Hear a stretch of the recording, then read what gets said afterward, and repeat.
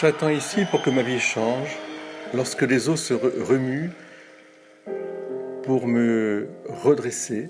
Juste un contact, c'est tout ce qu'il me faut. Je n'ai pas grand-chose, mais c'est ces blessures que je ressens et je cherche la main de l'homme miracle. Miracle Maker, c'est Jésus. Jésus-Christ, celui que a rencontré saint Ignace de Loyola, que nous fêtons ce samedi. Et je voudrais justement vous montrer comment cette sainteté de Jésus qui vient à notre rencontre, qui nous guérit, qui nous met debout en fait, qui nous remet dans la vie. C'est cette sainteté qui explique aussi au cœur de nos vies ce dessein d'amour incroyable de Dieu pour nous, car au fond, l'amour des grands-parents, l'amour des parents, l'amour des enfants, c'est ce miracle extraordinaire qui est la présence de Dieu en nous, parce que Dieu aime la famille, Dieu la bénit, Dieu la comble, et cette bénédiction, elle est toujours là. J'ai envie de dire que pour ce message du pape François adressé aux grands-parents, c'est un message d'espérance qui est adressé au monde entier pour dire que Dieu est présent dans notre monde, qu'il ne l'abandonne pas. Peu importe notre âge, peu importe où nous en sommes, si on est seul ou si on a encore une famille, si nous sommes grand-père, grand-mère, tôt ou tard, si nous avons besoin d'assistance, il n'y a pas d'âge pour rencontrer cet homme miracle qu'est Jésus, pour annoncer l'évangile de sa présence, transmettre la tradition aux petits-enfants.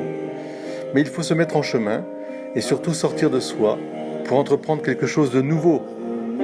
Il y a donc une vocation renouvelée pour toi comme pour moi en ce jour. Tu peux la demander. Même si notre énergie semble s'épuiser, eh bien je pense que nous pouvons bien sûr la demander. Avec cette audace d'un Nicodème aussi, qui reçoit cette réponse de Jésus, cela est possible, en ouvrant son cœur à l'action de l'Esprit Saint, qui souffle où il veut. L'Esprit Saint, en vertu de la liberté qu'il a, va partout et fait ce qu'il veut.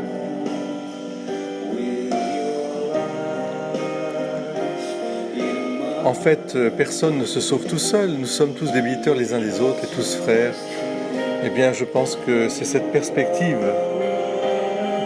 qui fait que le pape François a voulu nous dire que nous avons besoin chacun et tous les uns des autres.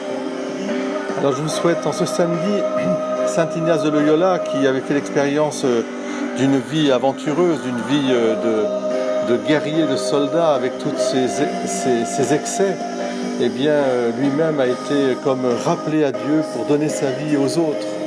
Que vous aussi vous en soyez conscients et surtout que vous en soyez aimants.